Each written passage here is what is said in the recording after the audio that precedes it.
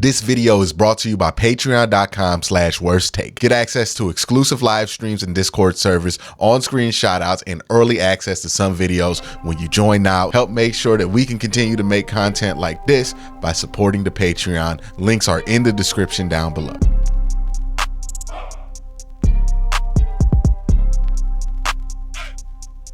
Hey, what's up? Let's do a film breakdown of what DTR and Jameis Winston were able to do in this game. I think there were some good things. I think there were some bad things from DTR, and I did like what we got saw out of one drive from Jameis Winston, albeit, let's be honest here, that drive could be considered garbage time, so I don't know how seriously to take it.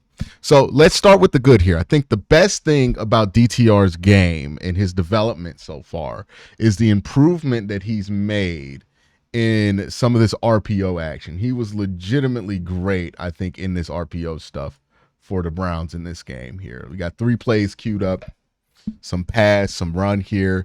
This is a RPO pass. Does a great job of selling the run. Look how thoroughly he sells the run here. Let me zoom in on him. Because like the selling the run here, very important. Look how thoroughly he sells it.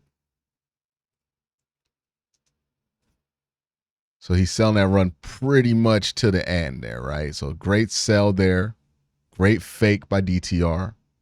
Good job on that. And then he immediately has his eyes right where they're supposed to be. Makes the right decision. Sees what he needs to, rips this ball right to Njoku. First down. This is a read option here. Does a great job of just reading the end. Again, selling the fake. Very important here. Look how he sells the run fake. Just thorough sell right here. Look how thorough that sell is. Ball right where it's supposed to. Bam. Thorough sell. Even shows you a free hand here. Great job. They all bite. DTR runs all the way free here for a huge play for this team. One of the most explosive plays of the season here. As far as yardage goes. Another one here. Again, watch the fake. Just a real thorough fake. Real good job here. Holds the end. Outruns him. Gets to the corner. Bam. Great job on the RPO stuff. I think that's like where he was at his best as a quarterback on Sunday. The big issue with DTR is how flat of a football he throws. He throws a football that tends to be airless. And what we mean by airless is it just needs more air underneath it. Like this throw right here. Kind of just dies. If you throw that ball where he's, I think, trying to throw it, or you get that ball where he's trying to throw it, which is kind of out here by the numbers, and you want this ball to have a lot of air under it so he can run underneath it. Instead, this ball kind of like fizzles out and doesn't have very much air underneath it, and it almost gets picked off because of it. The read is right. You get exactly what you want here. You want to watch here, get a clean pocket, see who the safety takes. Bam. It's basically deep mesh, right? You get what you want. You see how Tillman's running this route. He's running this route upfield because he's expecting to get a ball with some air under it. Got to get that ball to him with some air under it because that's a big completion. But instead, it's underthrown. It's flat, and it almost gets picked off. You know, that's a common thing with DTR. He throws some flat footballs. This is another one, right? This one's low. Now, it gets caught, but it really shouldn't be this low. This thing should have some air underneath it. It should hit the chest of the wide receiver. He should have an ability to plant, turn, and try to get some extra yardage here because he has that opportunity. You have this guy in front of him, so like not a clear lane here. He's right here, and then this is a safety and deep bell. So you have some space here if you get him an accurate football, but instead he has to go down and catch this thing, and you just kind of get what the 5 yards that you got here. Could have gotten almost a first down here. Could have pulled this to 3rd and 1. But the ball's flat. Another flat ball here. This is on the play action play to Nick Chubb. I think 2 things happen here. I think he doesn't know what to, he's kind of in a, too many options are open for him to make a decision. He doesn't make a quick one. See how he pumps the ball here? pumps it. I don't know. Pumps it again and then throws this low and behind Nick Chubb. I mean, if he threw it to Nick Chubb, that would have been a first down. Honestly, he could have just tried to outrun 54 and he would have gotten the first down more than likely. And he could have threw it to 84 here, right? Like all three options were open. All three levels of this play were open, right? If he wanted to go over here, he had what he needed to throw it. If he wanted to take the low, he had that there. So you have both the high and low. And if you want to take yourself here, you had that too because you only had to beat the linebacker around the corner, and you can beat the linebackers. You run 4-3. Instead, he kind of gets paralysis because it's too much open right now. And he ends up making a bad throw here. That's a rookie mistake, right? That's a mistake you're going to expect from a rookie. But still, got to point it out. This ball right here, another flat football. Yeah, he has it right here. He has everything he wants. This is Jerry Jeudy. No, my bad. Elijah Moore. Elijah Moore pretty much wins here, gets a free clean release. He's running this out here, so it's like kind of a wait and go here. This ball needs to be around here. Where it ends up is like somewhere around here. But, I mean, you get an accurate ball to Moore here. It's a big play. But instead, this ball is just all off. So that's the worst thing about DTRs, the flat footballs, right? Like, he still has that issue. Now let's kind of go through this game a little bit, right? This is DTR's first throw in this game. And I think he started off this game pretty good. I thought he was moving the ball well for this team, making some sound decisions when he first got out there. I think he threw an interception, and that kind of threw him off for the rest of the game, which is a larger conversation we need to have about DTR. But here we go here. This ball right here, this is the fine decision. Good ball. I mean, right where it needs to be to Tillman. That's a perfect back shoulder ball. Tillman draws the pass interference because of it. And then boom, you score a touchdown. So good job there by DTR. Right here, this is a ball route. This David sitting over on top of the ball. So a ball route, for those who don't know, is when the tight end just kind of hovers over the ball, right? Just finds the ball, hovers over it, kind of gives you an outlet. This is really popular when you think you're going to get like a heavy blitz package. Right there, ball route to David. Good job. This right here, and this play is going to come up again, this next one. This is mesh with the ball route over it. And this is exactly what you see. You see the linebackers and the play flowing to Cedric Tillman's side. DTR makes the right decision, throws to David Njoku. This should be a big play. This should be a massive play for David Njoku. But David just doesn't catch this thing. Got to catch that ball there. Good decision by DTR. Good throw by DTR. David's got to catch it. David's absolutely got to catch that there. All right, double slant here. It's kind of a quick throw. Good job. Way to lead him. Way to let him get some extra yards after this. All right, so we kind of alluded to it because it happened in the play before. But the Browns are going to run, and what I'm really focused on is this part of this play. What they're going to run, and this is going to be DTR's first interception, is mesh with a ball route over one of the meshes. So what's going to be important to pay attention, and what I want you guys to read here, is the 2, the Y, and the W, right? The pick, the ball route, the drag. That's what we're going to be talking about on this play. This isn't the same exact play that the Browns run. This is just an example of mesh with the ball route over it from an article that I found from, let me pull up the website here, weeklyspiral.com. And the writer was Casey Sully, Coach Casey Sully. So appreciate that. But this part right here is what I want you guys to read. So the Y, let's find the Y on this play. It's one of the mesh routes. He runs a pick. It's a 6-yard pick route. Attack the middle linebacker and make him go over top of you. Set def versus zone. Sit in the open window after you clear the tackle. Remember that. Now, on the play that we're going to show, the Y is Cedric Tillman. The ball route. This is the tight end. 7-yard ball route. Sit over the ball. That's it. Just find the ball. Sit over top of it. The drag route here to 2, which is David Njoku. Drag under everyone responsible for mesh versus zone. Sit in the open window after you clear tackle. Same rules as the other side. So let's look at what happens here, right? Now, the Browns aren't running this exact variation that we just showed on screen. They're running a bit of a variation of it, right? So you have David, right? And then sit. And then you have Cedric Tillman, right? And then sit. And then you have Jerry Jeudy running a post. And then you have this ball route right here. This is how the play is supposed to look, right? This is mesh with the ball route over it and a post on the weak side of the play. Let's see how it gets ran.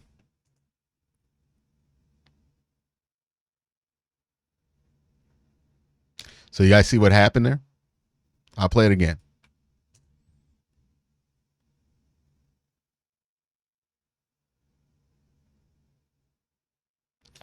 All right. So what goes wrong here is Cedric Tillman. See, Atkins is sitting over the ball, right? He's finding the ball. He's sitting on it.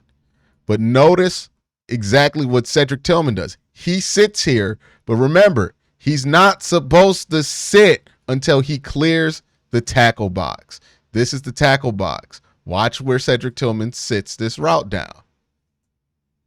He's clearly still in the tackle box. He thought this pass was intended for him. I think two things happens. I think he sees DTR throw the ball, and he assumes this ball's for him, so he stops. And then 2, he sees Trey Hendrickson dropping coverage, so he knows I have to turn. It's going to be behind me. So he's assuming this ball is going to be behind him because he sees that Trey Hendrickson dropped back. So 1, even if this is the mistake you make, unacceptable for Cedric Tillman at this point. But 1, even if you're assuming this ball is coming towards you, you got to catch it at the very least if you're going to make this fuck up if you're 19. But 2, you should know the play. You should know that ball is not for you. He gets in the way. And like we'll see it from the reverse angle so you can see even clearer. And like he's clearly over the ball and not outside the tackle box right here. Right? This is the end zone angle of it. Look at where the tackle box is. Look at where he sits. There's no shot that he thinks he's out the tackle box. Like he's right over Ethan Posick. And he gets in the way of this ball. This ball is clearly intended for Jordan Atkins, my bad. Jordan Atkins. Gets in the way of it. Like that's an accurate ball to Jordan Atkins. Gets in the way of it. And even if this was intended for Tillman, it's the right positioning because see Trey Hendrickson's right there. So you can't lead him into Trey Hendrickson, obviously. So even if this were intended for Tillman, he still would have to catch this. It's not intended for Tillman. And I know it's not intended for Tillman because just a few plays ago, the Browns ran this play. This exact same play out of this exact same formation. Right? It's mesh. It's mesh. That's a bad route. Redraw that. It's mesh. And then he sits over the ball. And then Jeudy runs a post. It's the exact same play. Let me write that post a little bit better. The exact same play. Right? It's mesh with the ball route over it and a post on the weak side of the play. Tight ends are here. No tight ends here. This is weak side. This is strong side. Strong side's where your tight ends are. Same exact play. And then look what Cedric Tillman does not do on this play. You see how he doesn't stop within the hash marks? You see how he's clear of that ball route before he stops? Now, again, David didn't catch this one. But it's the same exact play. It's the same exact play. This time, again, DTR makes the right read, and he made the right read in the play earlier where he threw the interception. But the whole play flows to the right side. That the right read is David Njoku on this one. This time, they sit on that side, right? They recognize it. They sit. Boom. Linebacker sitting over top of that route for David. So he knows, okay, I got the ball route because look how far off this linebacker is. This is good processing by DTR. How far off this linebacker is. Let me just throw this ball route to him. Cedric Tillman's got to get out the way here. Instead of trying to catch it. And maybe Cedric, did something go wrong with his route at the beginning? Like, is he late? No, he just stops. He just shouldn't have stopped. He shouldn't have stopped. Just run through it. It's not your area of the field. It's a mistake by Cedric Tillman. And it's a mistake that he makes a lot. Right? Like that kind of mistake, unfortunately for Cedric. But I think he started to backslide here. He threw that interception and it just kind of went downhill here, right? That's obviously the play from earlier. All right, and this is what I mean by going downhill here. This one right here, little play action boot. You get what you want the second you see that edge linebacker, whoever that is, who's containing, come towards you, pick you. You got to throw to the tight end there. That ball should be out about right here once he makes that decision. Get that ball to David Njoku. Move the game on. You're going to have second and short. What happens instead? Late throw. Late throw. And then you throw it way too hard and it's off target. You just didn't have to throw this under duress. You got what you wanted here. Once he committed, you had what you wanted here. I think what he got caught doing, and like on third down, this would be acceptable. But this is first down. What he got caught doing was he wanted to see if Elijah Moore would pop open. I don't think he saw 24. Because I think if he sees 24, he understands Moore's not going to be open on this play. He's not an option, so it's not worth waiting on. Let me just dump this off to David.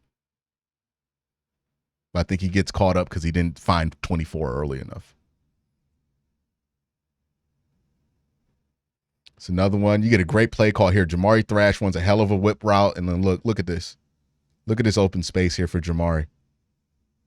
You got to make this throw. There's no excuse for it. Yeah, it's a tough pocket, but that's playing quarterback. You got to make that throw. You're not even hit while you throw it. You got it. That's a layup. Got to make that. Got to make that. Absolutely cannot miss that throw. That's on third down. That's an easy first down conversion. That's a big play there. Jamari Thrash has wheels. Got to make that throw. That's a bad throw. That's an awful throw.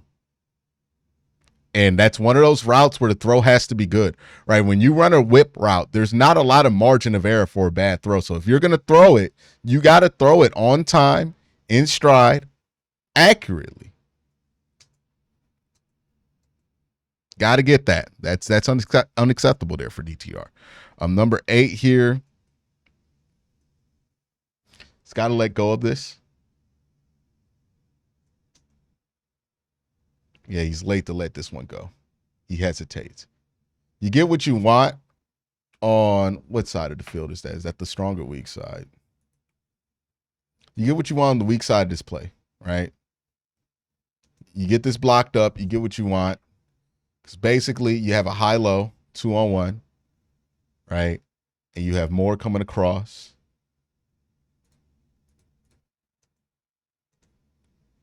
And then you have the clear out being ran. You get exactly what you want, high-low. And this ball should be out, and it should be in the air right now. Instead, it's still in the hands of DTR. And then I think he even pump fakes at this point, right? Like, yeah, he pump fakes. But that ball should have been out. right? The ball should have been out right when he tried to throw it the first time, but he hesitated. He saw it. You know it's going to be open at that point. Throw it. Throw it. And he should have threw it. He was about to gear up, throw it. But instead, he's too worried about the pressure. He takes the hit there. Just got to finish the throw. You were there. You were right. Finish the throw there. All right, what play is this? Okay, this is actually a good play from him. I like how he works back here. Now, this is going to come important because this is on a dagger concept. See, he sees the dagger. He doesn't like it. They play it well. Nothing's open. Work back to your check down. Good job there. Get the first down. So that's a good job there. This one here, he's got to react to pressure a little bit better than this. I understand that there's pressure here, but you got to step up here. You can't roll out. You cannot roll out. He's done this twice where he's rolled out and almost cost his team 40, 30 yards of field position here. You got to step up. So you want him to step up here because if he steps up, then this forces the nickel to make a decision, right? And if he makes the decision to step up, you're going to have an open window to throw this ball over top of him, right? So if he makes Mike Hilton make a decision here, you're going to be able to do something with Elijah Moore there versus if you roll out, there's nothing you could do on this play. There's nobody to get the ball to here when you roll out this way. You step up there, even if you get sacked, you take less yards, right? Got to step up here. Step up in the pocket. You force Mike Hilton to make a decision if you step up, which is going to open up a possible window for Elijah Moore, or you just throw the ball out of bounds and you don't lose a yard here. But you could have gave yourself an opportunity to make something happen and you just step up in the pocket versus rolling out like that. All right, last play from DTR. This is the interception on a dagger concept. And like he's in his head at this point, right? One, DTR can't throw this ball. It's an alert. It's a bad read here by him. Two, and another thing I want to talk about, Elijah Moore should not play anymore for the Cleveland Browns if this is the effort he's going to give. I understand that this is a clear out. I understand that, it's an alert route. So if it's not been alerted to, it's not necessarily likely to be thrown, but the effort has to be better than this. This is supposed to influence, right? Like this route is supposed to influence and hold the attention of this safety. That's the whole purpose of this route. If it's not alerted to, right? If you're not going to throw it, it's not been alerted to. You still got to hold the attention of the safety. You tell me right here, does this hold the attention? Does this maintain the leverage of this concept here when you're running this route like this? Come on. What the fuck is that?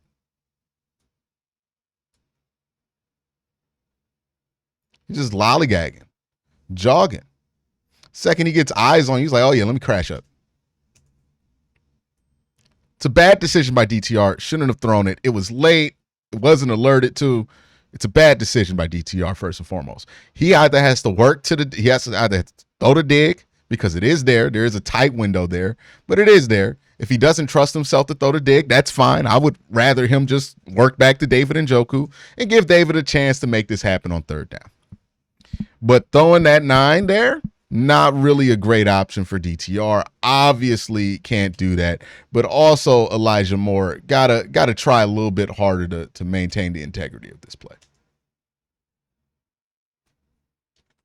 Like absolutely unacceptable effort there. Can't accept that. All right, let's look at some Jameis plays here. I think Jameis did some interesting stuff in this game. All right, let's play here. Jameis steps up, throws the corner. Like the decisiveness here. Good ball. Nice throw. Bam. Good job. Another one here. I like the decision. I like how Jameis saw this. Right? Reads the linebacker. Understands there's going to be a window. Throws this with anticipation. All right, look how he's throwing to a spot here. Jerry Jeudy's got to come to that ball and catch it as much as he was complaining. Got to come to that ball and catch it. It's there for you.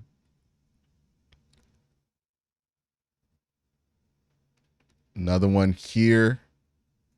Again, little dangerous, right? He tries to fit this over top and layer it over a linebacker. But still, good ball. Fine enough decision. A bit dangerous, but fine decision there. I would rather you just hit the dig on the first window.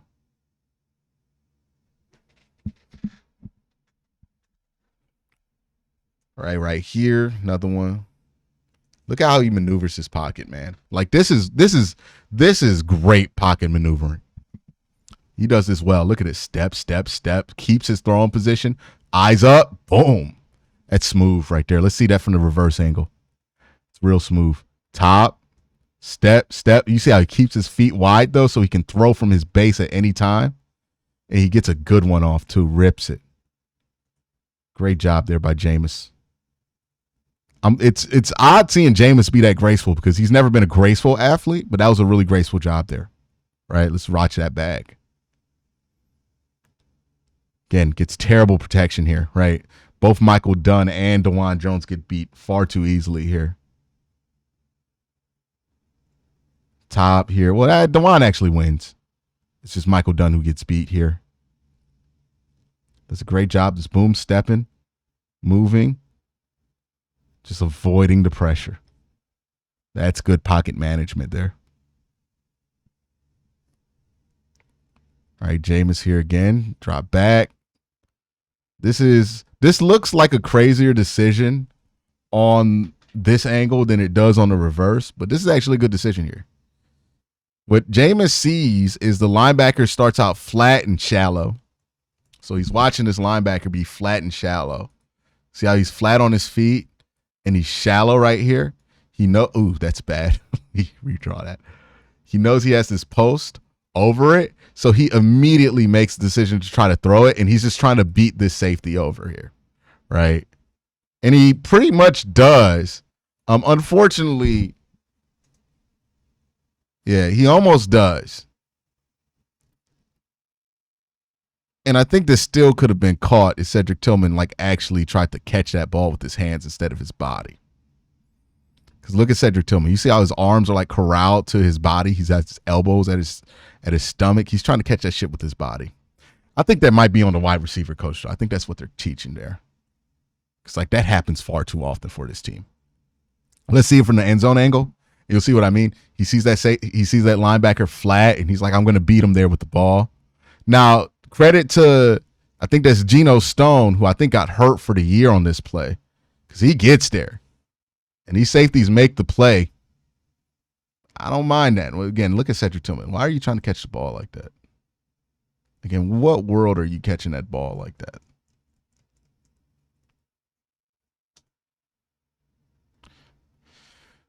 I like the decision. All right here. Again, just simple route, simple ball. Way to get it. I like what we saw from Jameis. Again, it was in garbage time. It wasn't really Cincy's defense giving it its best shot, and Cincy's defense is not that great to begin with. But I like what you saw out of Jameis here. Again, here, just executing that play, simple one. Yeah, I like what you got out of Jameis here.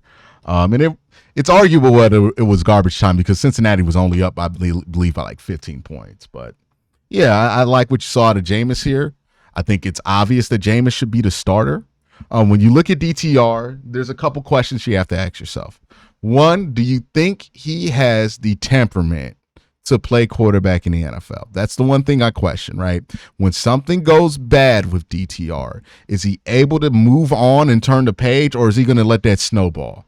Because what I saw in this game was a guy who was playing fine until he made a mistake or until a mistake happened, because I don't even think he made a mistake on that interception, at least the first one. And then it started to snowball into more and more mistakes. Is the temperament there for DTR? I don't know if that's the case. And, he's just got to be a little bit more accurate. He's got to figure out how he can put more air underneath that football sometimes, right? So until you figure those two things out with DTR, I would probably sit him and play Winston. That's where I'm at with it because I think Winston executed the offense a bit more proficiently here. So that's my thoughts. Let me know your thoughts in the comment section down below. Y'all have a great day. Have an even better night. Peace.